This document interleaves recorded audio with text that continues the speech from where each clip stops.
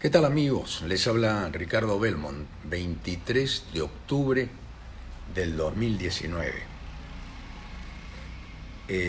Quiero agradecer a las personas que siguen este Facebook. El día de antes de ayer batimos todos los récords. Cerca de 500.000 de personas. Alcanzadas fueron más de 1 millón de personas. Y reproducciones. El editorial de antes de ayer tuvo casi 400.000 reproducciones. Quiero agradecer sinceramente de que ustedes estén al tanto de estos comentarios que no suelen escucharse en los medios de comunicación, en los canales, en los periódicos, por obvias razones, ¿no? Están creando una posverdad basado en el miedo. El miedo siempre fue el factor para dominar a los pueblos. Lo hizo Hitler, lo hizo Stalin, lo hizo Franco, y ahora se está creando un miedo, organizado obviamente, para hablar de que se viene el comunismo, ¿no? Entonces, primero yo quisiera que me ayuden a definir qué es comunismo, porque hasta donde yo tengo entendido, comunismo como es la abolición de la propiedad privada, es que el Estado sea dueño de todo y que no haya diferencia de clases. Esto, en mi opinión, está terminado de que se cayó el estalinismo en el año 89 con la caída del muro de Berlín. O sea que hablar de comunismo me parece que se está creando un fantasma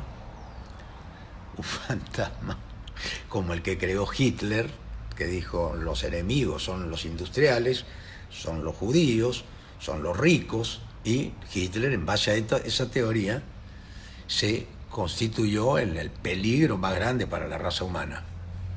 A pesar de que hay hay nazis todavía que pululan muy solapamente en todo el mundo, porque después de la guerra se incrustaron en América Latina más de 600.000 nazis que se cambiaron de nombre, se disfrazaron, pero están presentes ahí, están latentes. Bueno, voy a poner pie a tierra y explicarles a ustedes algo que a mí me preocupa enormemente. Me preocupa lo que está pasando en Ecuador, me preocupa lo que está pasando en Chile, me preocupa lo que está pasando fundamentalmente en Perú, ¿no? Y lo que está ahora por pasar en Argentina este domingo con las elecciones. Pero yo quiero hacer una reflexión ahora, porque cuando tú creas miedos, ya triunfaste. De chico era, ahí viene el cuco. Han habido anécdotas riquísimas, como el cura sin cabeza. Esa anécdota del cura sin cabeza pasó a ser una especie de mito y de leyenda en la zona del Tambo, precisamente, ahí donde está Tía María, en Islay. Se hablaba de un cura sin cabeza y todo el mundo tenía miedo que este cura sin cabeza se apareciera. Y ahí viene el cura sin cabeza y todos se escondían, y el cura llegó a dominar el pueblo. Y que así este cura se vestía de blanco, se ponía una manta negra sobre esto, y en determinado momento se aparecía y se veía el blanco pero no se veía el negro. Y el cura sin cabeza fue famoso en Islay. Esto está en las leyendas, está en la historia de las leyendas y mitos más importantes del Perú. Y el cura sin cabeza trascendió. Yo escuché la historia del cura sin cabeza cuando era chico. Entonces aquí lo que hay que hacer es crear curas sin cabeza.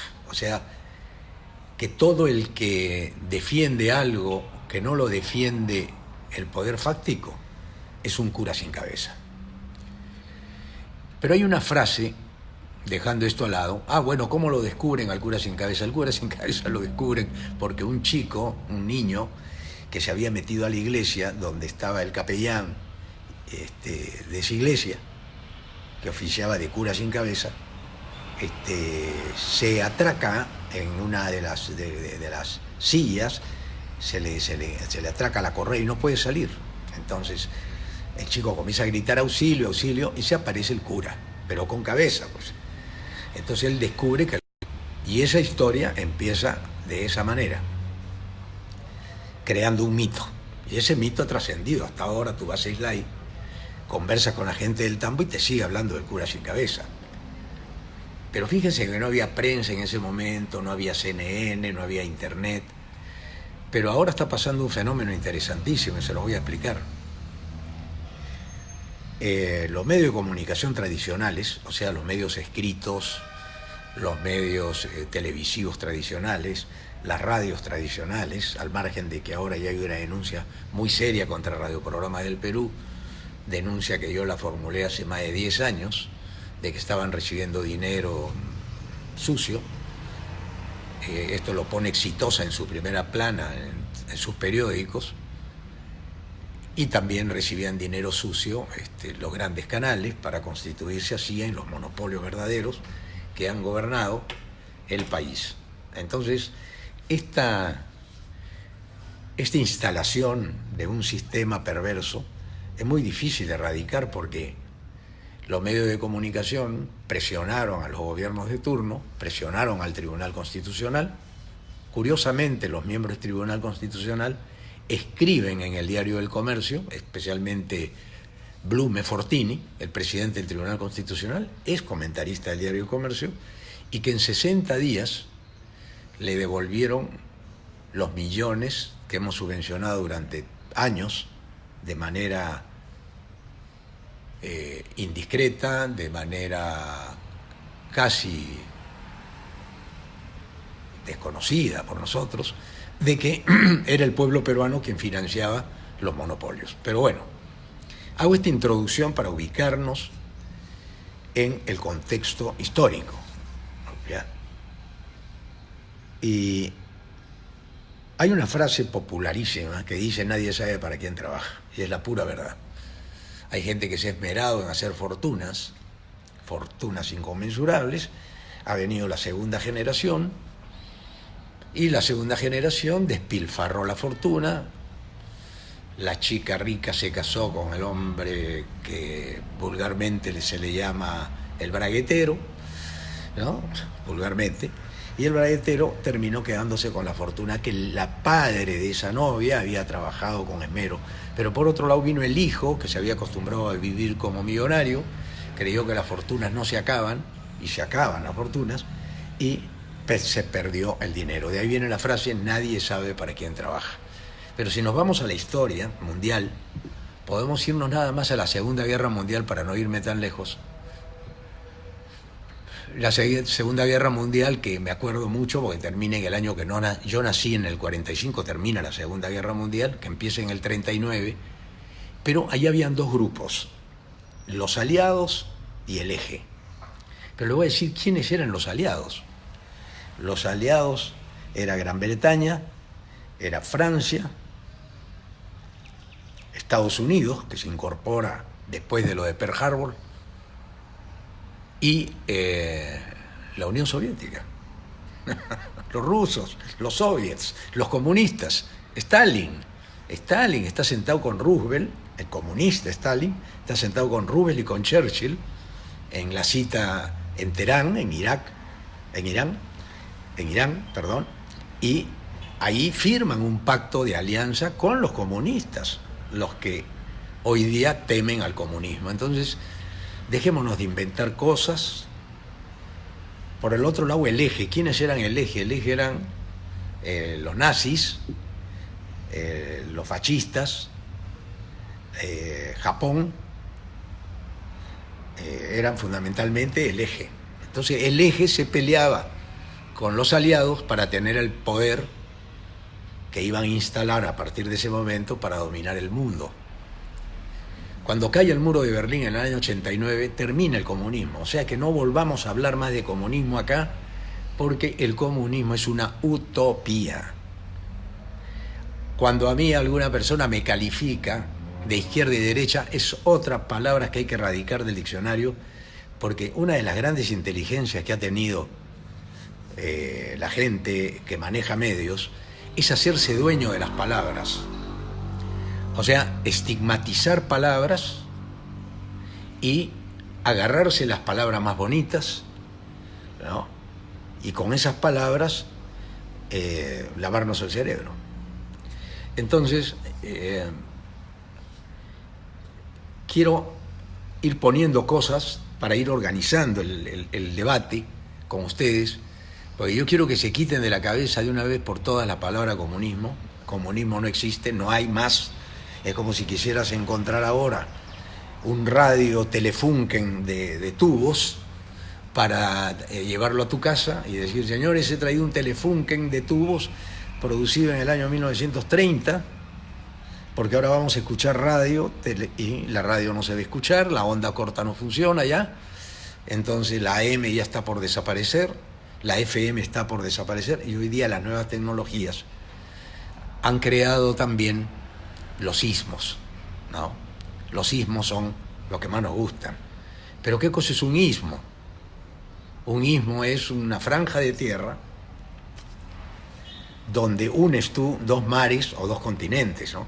Es una franja de tierra donde tú puedes hacer un canal. Ahí se hizo el canal de Suez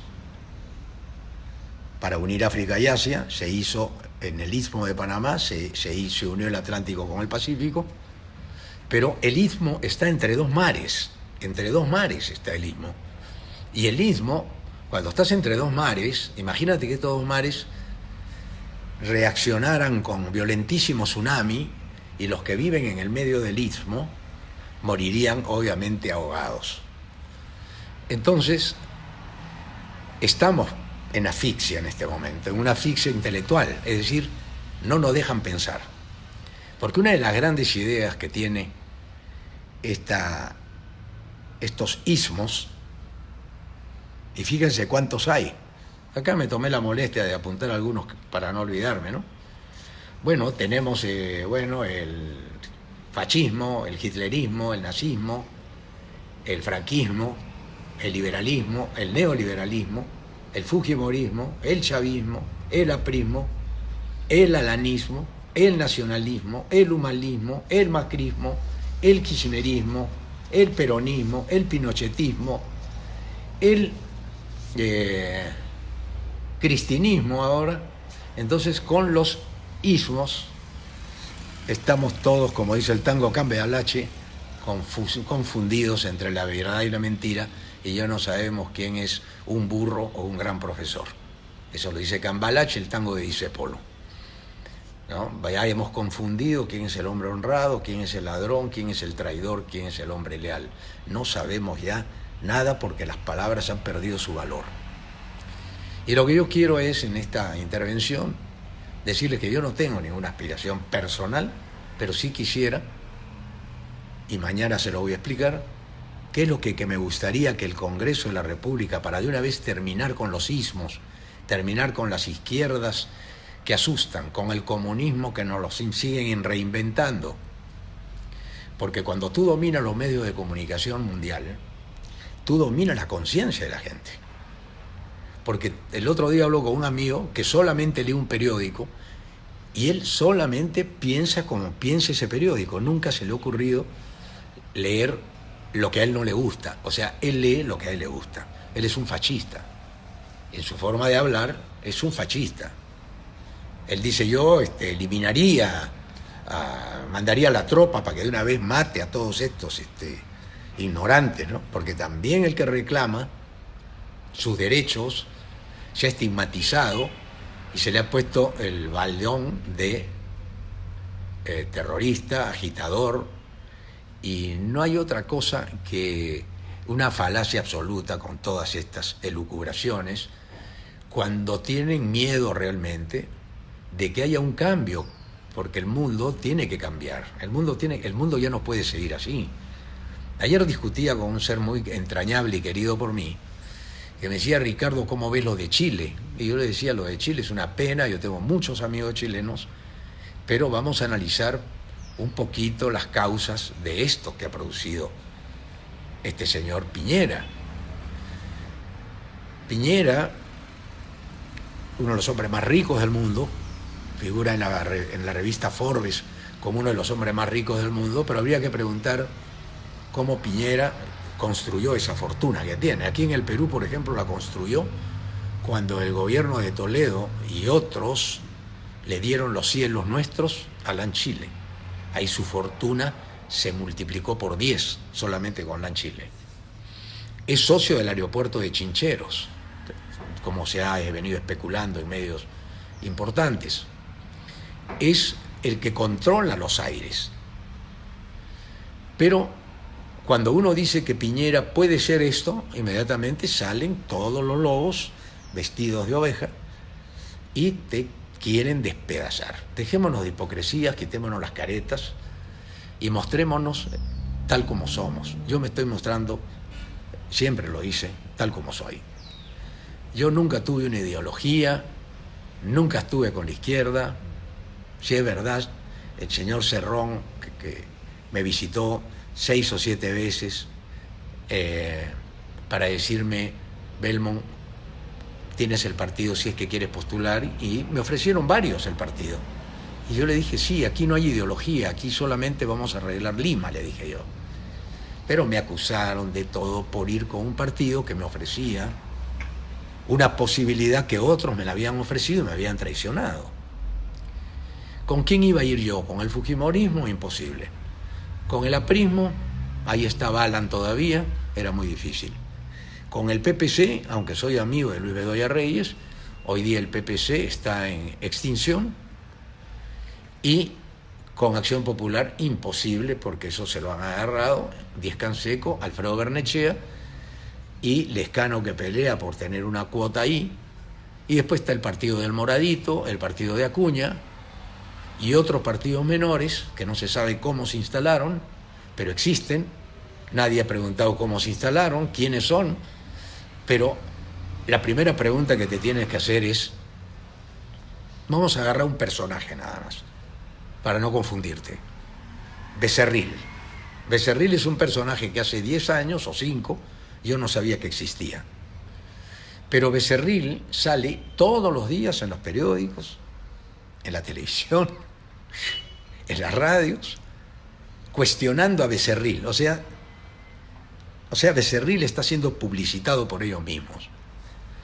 Cuando quieren que un personaje crezca, empiezan criticándolo para que se defienda y inmediatamente crece. Eso se llama un publireportaje a la inversa.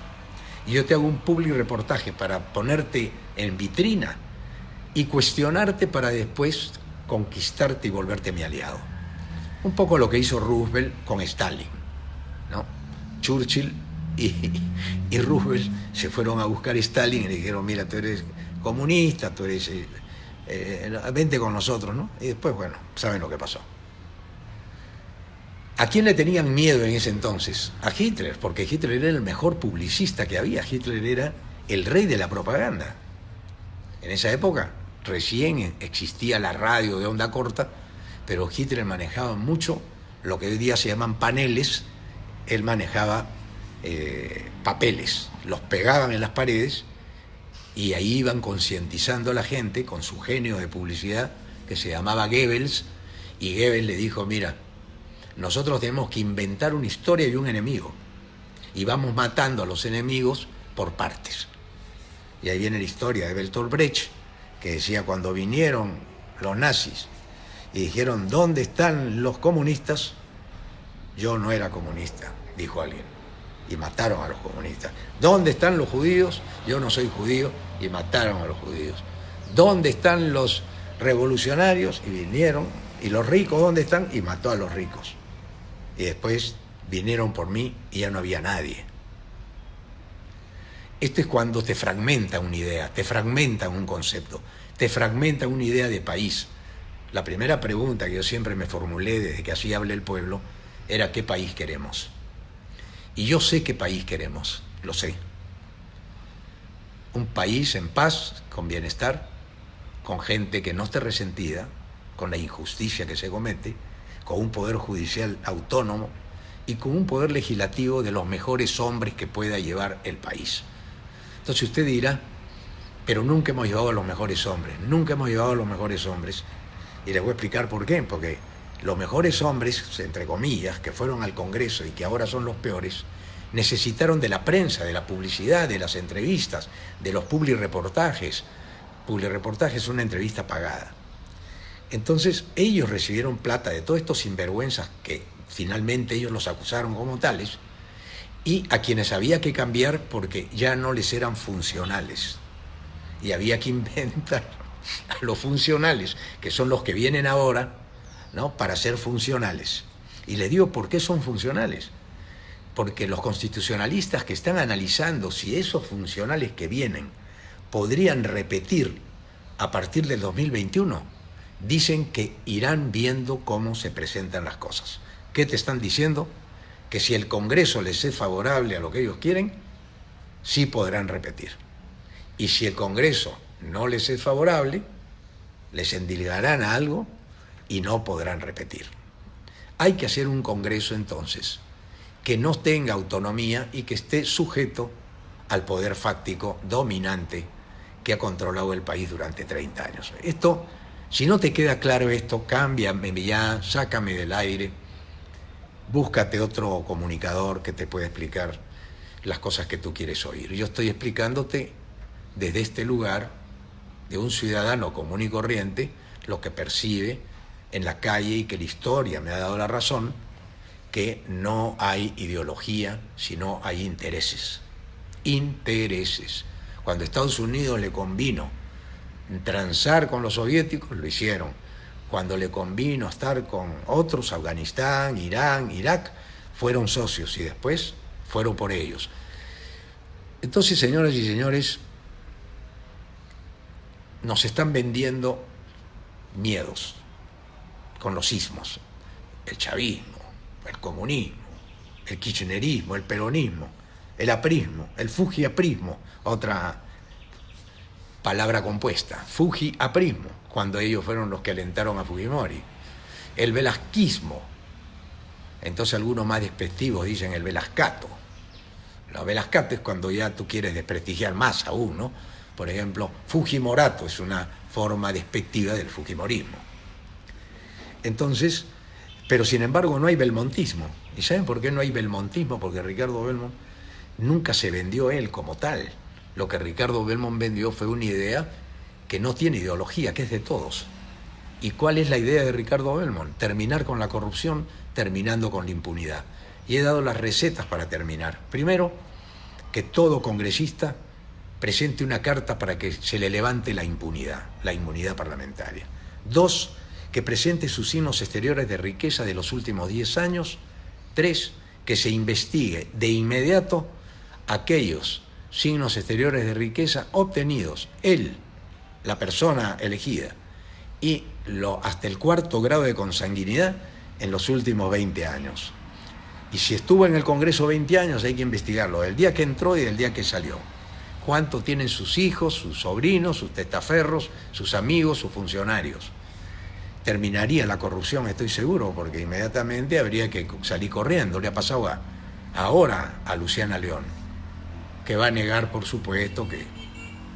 Bueno, eso en materia de otro costal. Entonces, siguiendo con esta lógica, porque hay algo importante que quiero decir yo ahora y dejarlo claramente.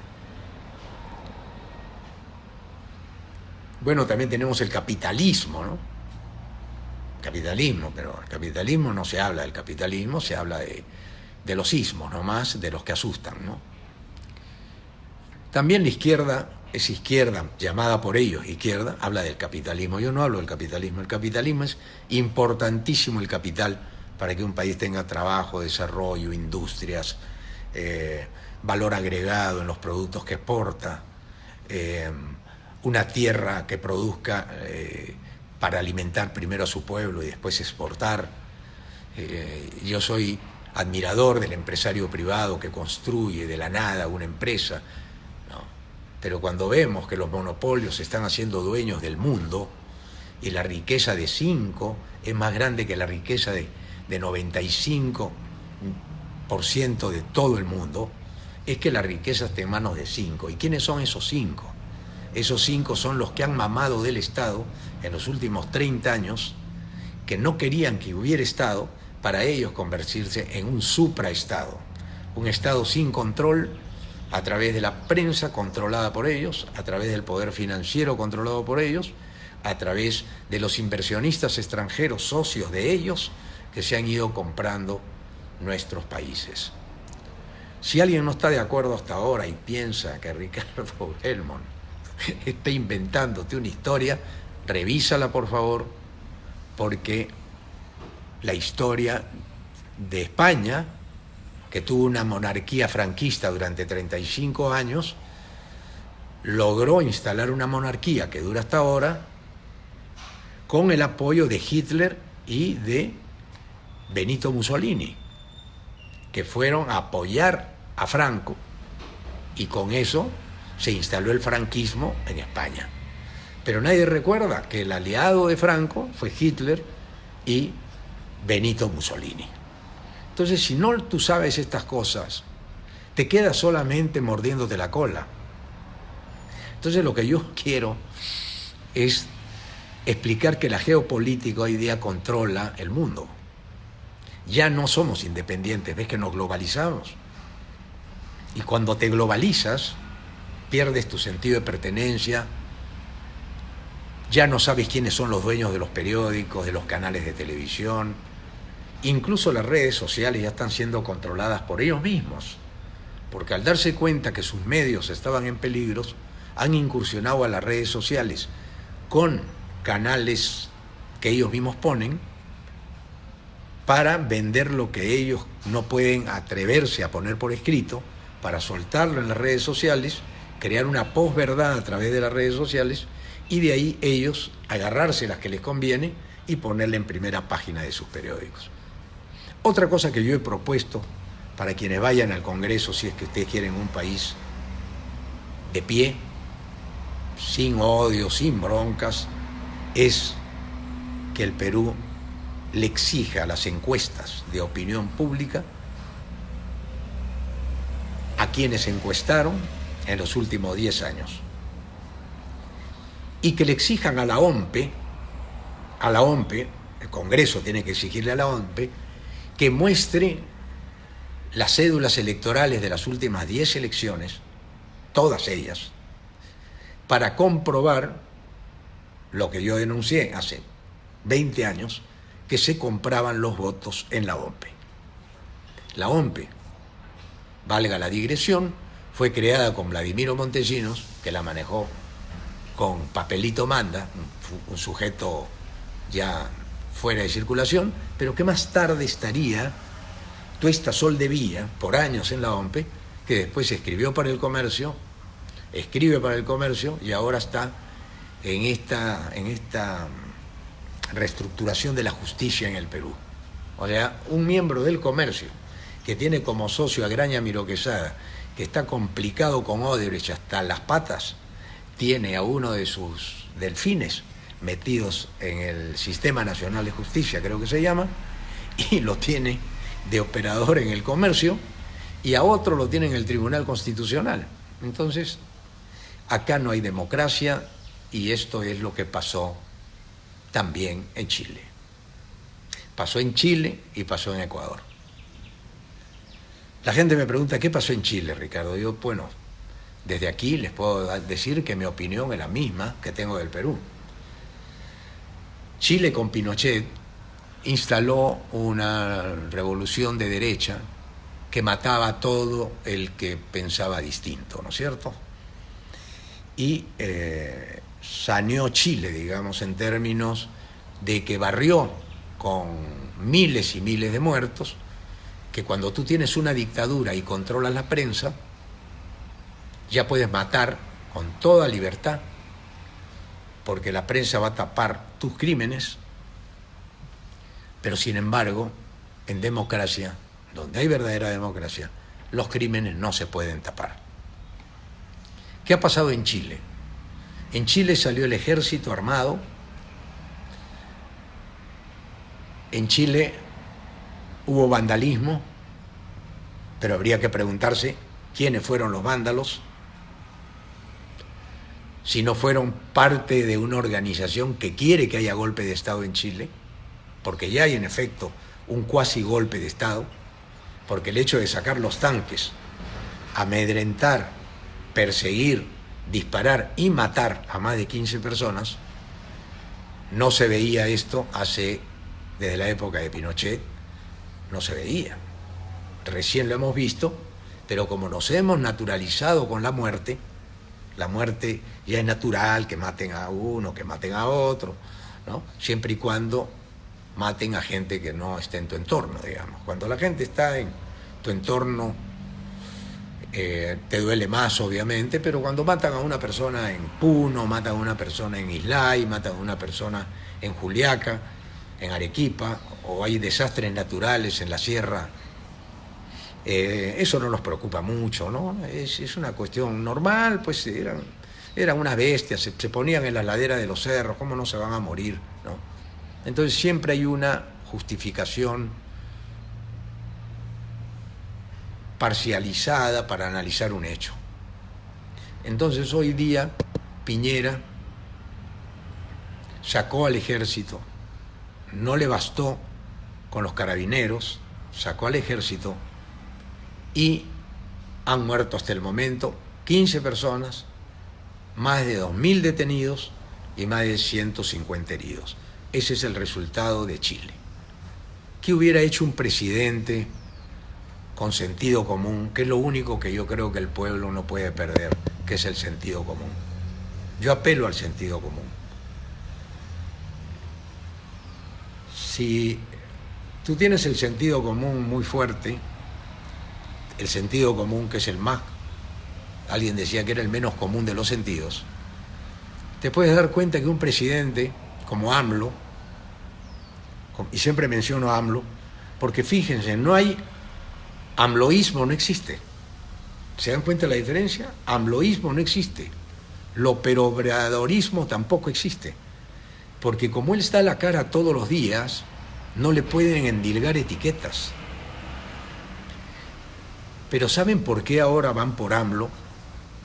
Porque AMLO es la luz de América Latina toda.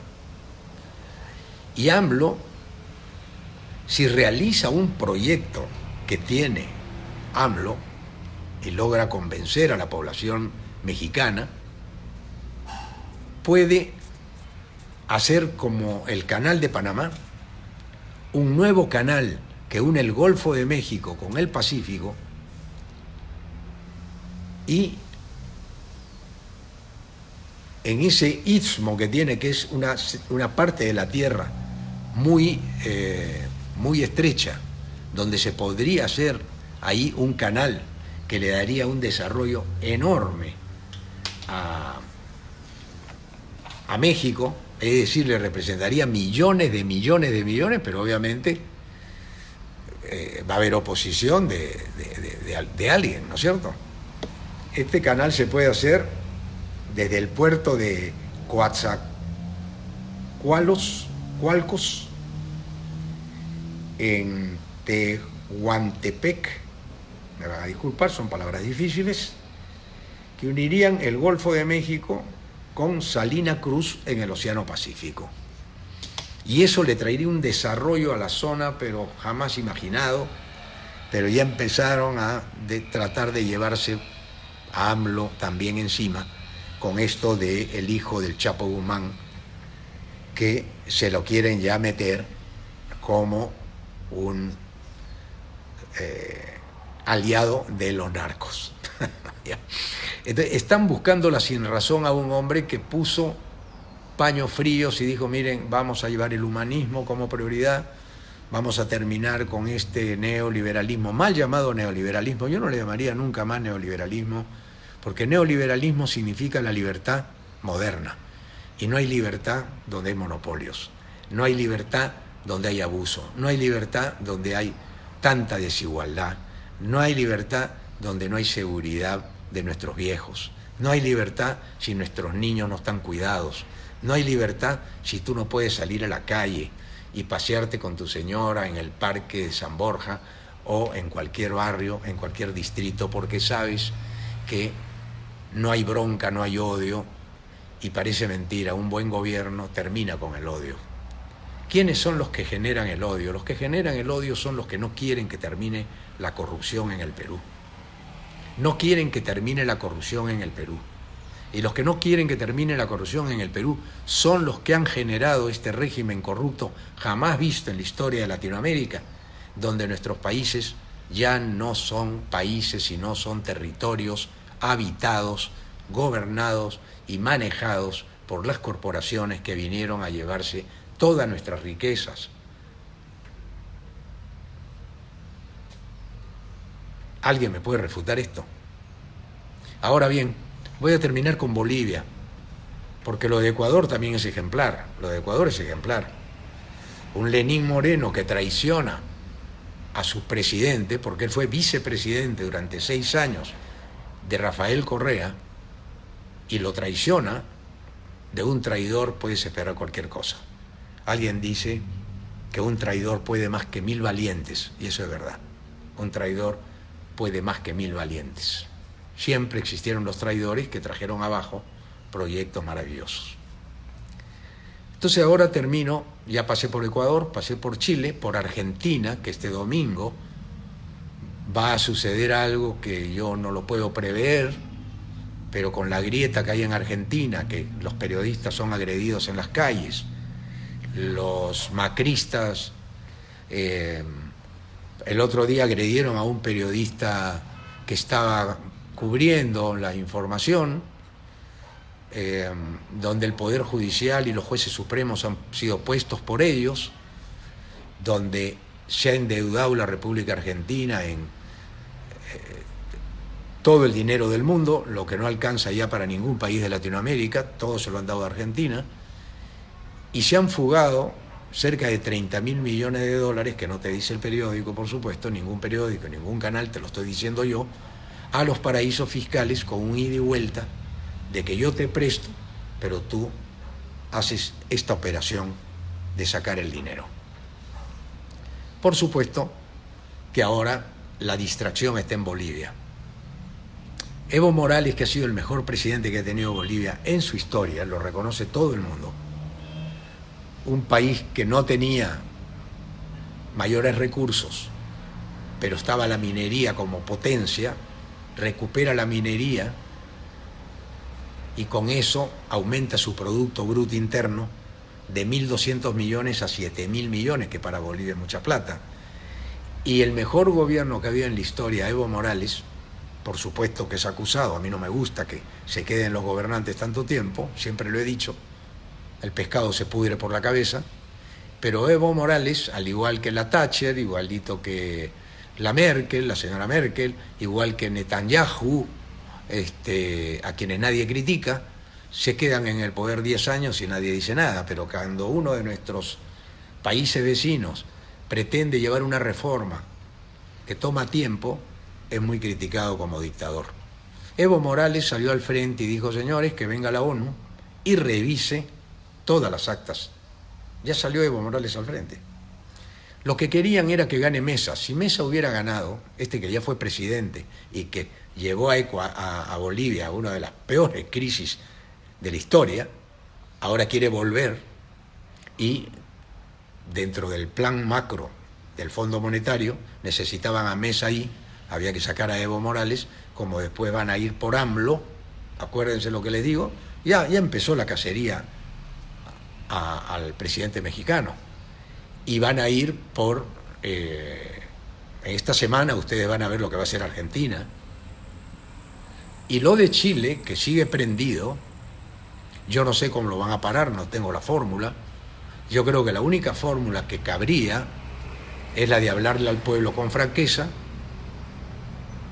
derogar estas leyes que van en contra de la economía de los más y no de los menos, y dejarse de acusar a los jóvenes universitarios de ser incendiarios, ladrones, rateros, y que deje el presidente de decir barbaridades como que Chile está en guerra.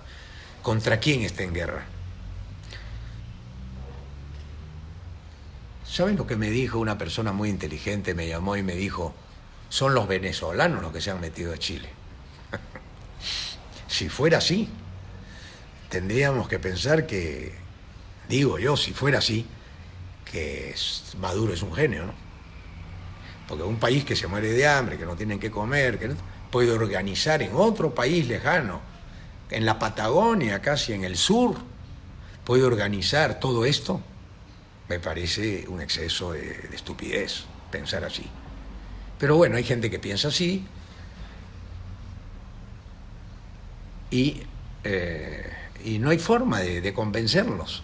Entonces yo les pido a ustedes que seamos los aliados, esta vez los aliados vamos a llamarnos nosotros los aliados, para terminar con la corrupción en el Perú. Así como se alió Roosevelt con Stalin, con Churchill, con los chinos después, para terminar con Hitler, para terminar con el fascismo, se aliaron ellos y se llamaron los aliados. Yo creo que nosotros tenemos que llamarnos también los aliados en los medios de comunicación, en las redes sociales, para que cada uno de nosotros ponga su cuota de esfuerzo. No le cuesta nada, si usted tiene un teléfono puede hacer lo que yo estoy haciendo ahora y trasladar el mensaje que yo estoy diciendo en estos momentos para que la gente me juzgue y diga que estoy equivocado, que he inventado esto en un delirio de las pastillas que he tomado en mi operación, de que todavía sigo bajo el efecto de la anestesia. Entonces lo que he dicho son puras tonterías.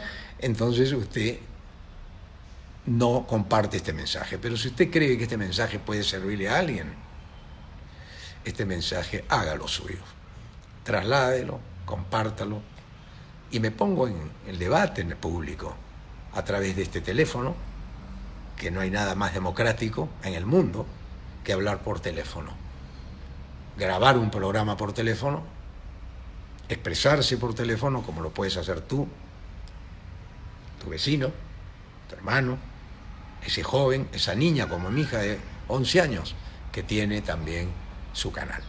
Cualquier persona puede tenerlo, o sea que no soy dueño de la verdad, soy un ciudadano más que fue alcalde de Lima 2 veces, que conoció la inmensa pobreza en esa época que yo la anunciaba, que era un peligro, la pobreza extrema que yo veía. Me enfrenté a Fujimori cuando Fujimori era el hombre más poderoso del país y que muchos de los que escriben acá le besaban los pies, por no decir una palabra más grosera. Hay damas que me están escuchando. Después se le voltearon a Fujimori, quisieron estar con Keiko, después se le voltearon a Keiko, quisieron estar con Kuczynski, después se le voltearon a Kuczynski, quisieron estar con Alan, después quisieron estar con Toledo, después quisieron estar con Alan de nuevo, y después que quisieron estar con el que gane. Pero el que gane para ellos, el que juegue con la camiseta de ellos. Entonces vamos a quitarnos membretes, dejémonos de kirchnerismo, de fujimorismo, de fujiaprismo, de fascismo, de comunismo, de tonterías y hablemos del Perú. El Perú no tiene ismo. El Perú, para Marta Hildebrand, se lo dejamos en el tema literario, los peruanismos de Marta Hildebrand, pero yo no hablo del Perú con un ismo abajo. Y hablo de Perú como república independiente, soberana, autodeterminada, que piense en que no nace porque nosotros le hemos creado, sino porque los poderosos han generado este caos que ahora ellos mismos no pueden parar. Y ahí viene la famosa frase con la que empecé este programa: nadie sabe para quién trabaja. La derecha, que ellos mismos se califican como derecha, con sus representantes más genuinos, que le besaron los pies a todos los gobiernos, ahora temen que venga un cambio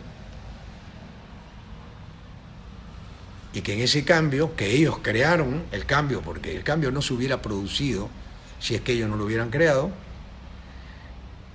tiemblan de miedo, de terror, porque no han sido muy inteligentes, han ofendido el sentido común y la inteligencia del peruano. Muchas gracias por haber escuchado este comentario, compártanlo, síganme también en mi canal en YouTube, que ya está cerca de las 200.000 suscripciones. Facebook tiene más de 150.000 seguidores y esta semana hemos batido todos los récords donde nos han visto cerca de, la semana pasada me refiero, de 1.200.000 personas.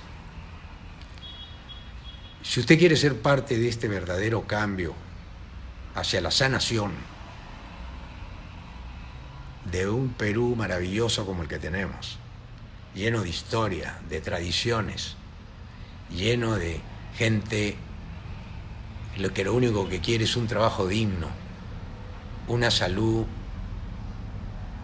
que tú y yo no las merecemos, todos nos la merecemos, una educación que alcance a todos y un bienestar para poder vivir al ritmo de una vida decente, de clase media decente. Yo creo que no es mucho pedir, hermano querido. Si tú compartes conmigo esto, hay mucha gente aquí que es sin capacidad de defender su teoría. Hablan de la revolución bolivariana. La única que juzga los robos son los tribunales. Porque más de lo que se ha robado en el Perú en estos años, que tenemos 5 presidentes comprometidos con la justicia, no volvamos a hablar de la revolución bolivariana, por favor. En Argentina están hablando de la revolución bolivariana también, cuando en Argentina, en los últimos años, tanto con Cristina en los últimos años, como con Macri de manera grosera, se han perdido, a través de créditos obtenidos, más de 50.000 millones de dólares desaparecidos de las arcas. Esto con una inflación que ha superado todas, ha pasado el 60% la inflación este año, y el dólar está bordeando los 70, cuando empezó Macri estaba en 9.95.